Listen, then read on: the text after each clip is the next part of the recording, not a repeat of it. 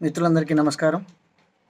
మోటీస్ దృశ్యం టీవీ మీకు స్వాగతం పలుకుతుంది. ఈరోజు వినాయక చవితి. వినాయక చవితి ముఖ్యంగా మనం వినాయక చవితి గురించి చెప్పుకోవాల్సి వస్తే, మనం ఏ పండుగ చేసినా, ఏ పూజ చేసినా మొదటగా మనం పూజించుకునేది విఘ్నేశ్వరుణ్ణి. ఎలాంటి విఘ్నాలు కలగకుండా విఘ్నాలకు అధిపతి అయినటువంటి విఘ్నేశ్వరుణ్ణి మనం తలుచుకుంటాము, విఘ్నేశ్వరుణ్ణి పూజ చేస్తాము. అలాంటిది వినాయక చవితిని జరుపుకోవాలనుకున్నప్పుడు మనం ఎంతో నియమాలతోటి జరుపుకోవాల్సినంత అవసరం ఉంది. కానీ మనం కొంతమందిని చూసినప్పుడు ఒకంత బాధేస్తుందండి వినాయక చవితి జరిపే విధానాన్ని. ఎందుకంటే ఈరోజు రేపు వినాయక చవితి జరిపే విధానాలలో భక్తి కంటే కూడా ఇతర అంశాలు డామినేట్ చేస్తున్నట్లుగా కనిపిస్తుంది. ముఖ్యంగా గణపతి విగ్రహాలు కానివ్వండి, లేదంటే గణపతి విగ్రహాన్ని స్థాపించి 9 రోజులు నవరాత్రులు ఎంతో నిష్టగా పూజ చేసి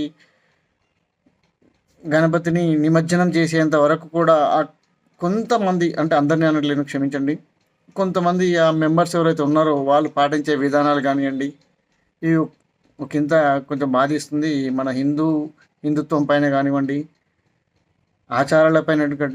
ఆచారాలకు కానివ్వండి, ఒక రకమైన మచ్చ తెచ్చే అవకాశాలు కనిపిస్తున్నాయి. కాబట్టి మిత్రులందరికీ నేను చేసే విన్నపం ఏంటంటే, మనం విగ్రహం ఎంత పెద్ద విగ్రహం పెట్టాము అనేది ముఖ్యం కాదండి, ఎంత నిష్టతో ఎంత భక్తితో పూజ చేసామనేది ముఖ్యం. ఈ గణపతి పూజ సమయాల్లో ఈ నవరాత్రులు మాత్రము ఎటువంటి అపచారాలకు తావు లేకుండా అందరూ గణపతి ఉత్సవాలు జరుపుకోవాలని కోరుకుంటున్నాను. కొంతమంది కొన్ని చోట్ల చూస్తున్నాము, గణపతి విగ్రహాలను ప్రతిష్ఠించేటప్పుడు కొంతమంది బాహుబలి విగ్రహం అంటారు, కొంతమంది ఇంకేదో పుష్ప విగ్రహం అంటారు. కానీ వినాయకుని లాగానే పెట్టండి దయచేసి. మీరు ఎన్ని అడుగుల ఎత్తున వినాయకుని పెట్టారనేది ముఖ్యం కాదండి, ఎంత భక్తితో పూజ చేశారనేది ముఖ్యము. ఎటువంటి విఘ్నాలు కలగకుండా చూడు స్వామి అని వేడుకునే వినాయకునికే పూజని మనము నిష్ట లేకుండా చేయడం అనేది కరెక్ట్ కాదండి. అట్ ద సేమ్ టైం కొంతమంది కాలనీలలో పిల్లలు వాళ్ళు ఎవరైనా వచ్చేసి కొంచెం మేము వినాయకుని పూజిస్తున్నామండి, వినాయకుని మండపాన్ని ఏర్పాటు చేస్తున్నాము, కొంచెం చందాలు ఇవ్వండి, ఇలాంటివి అడుగుతున్నప్పుడు మనం కొంచెం పెద్ద మనసు చేసుకుని వాళ్ళని ఎంకరేజ్ చేయడం మంచిది. ఎందుకంటే ఈరోజు ఇలాంటి పూజలు పురస్కారాలు చేసి అట్ ద సేమ్ టైం వాళ్ళకి ఏంటంటే మనం గైడ్ చేయాలి, ఇలా ఉండకూడదు, ఇలా పద్ధతి ప్రకారంగా చేయాలి అని చెప్పేసి చెప్పాల్సిన అవసరం ఎంతైనా ఉందండి.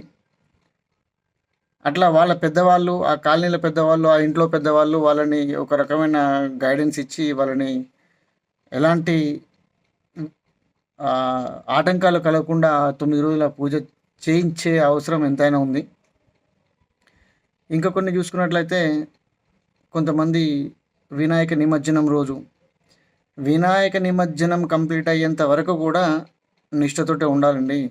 మనం ఈరోజు రేపు చూస్తున్నాము, పెద్ద పెద్ద డీజేలు పెట్టి, పెద్ద పెద్ద సౌండ్లు పెట్టి, పెద్ద పెద్ద సౌండ్ ఎఫెక్ట్లు పెట్టేసి ఆ డీజేలలో డ్యాన్స్ చేసే క్రమంలో కొంతమంది నాన్ వెజ్ని తినడము, ఆల్కహాల్ సేవించడము ఇలాంటివి జరుగుతున్నాయి. దయచేసి హిందూ బంధువులందరికీ, యువకులందరికీ నేను చేసే విన్నపం ఏంటంటే, ఈ 9 రోజులు మీరు ఎవరు కూడా ఎలాంటి ఆల్కహాల్ ముట్టుకోవడం కానీ, నాన్ వెజ్ తినడం కానీ ఇలాంటివి చేయకండి. ఒకవేళ ఎలాంటి పరిస్థితుల్లో అది చేస్తే మాత్రం ఆ రోజు దేవుని దగ్గరికి వెళ్ళకండి. నేను చేసే ముఖ్యమైన విన్నపం ఇది. నిష్టగా ఉండండి. నిష్టగా లేకపోతే చేయడం మానుకోవడం ఉత్తమం అండి.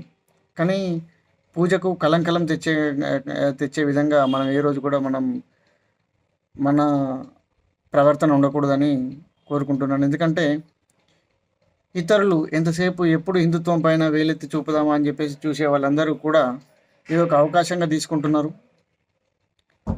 తీసుకొని మీరు మీ పూజా విధానం చూడండి, మీరు గణపతిని పెడుతున్నారు కదా, గణపతి పెట్టే దగ్గర చూడండి మీ పిల్లలు ఎలా తాగుతున్నారు, ఎలా తింటున్నారు, ఎలా చేస్తున్నారు అని చెప్పేసి ఒక విధంగా వేలెత్తి చూపే అవకాశాన్ని మనమే కల్పిస్తున్నాము. అలాంటి అవకాశాన్ని ఎవరికి ఇవ్వకండి దయచేసి. ఎవరైనా అలాంటి వాళ్ళు మనకు తెలిసిన వాళ్ళు ఉంటే మాత్రం వాళ్ళని హెచ్చరించండి, వాళ్ళని వారించండి, వాళ్ళని నివారించండి దయచేసి. జై గణేష్ మహారాజ్ की जय।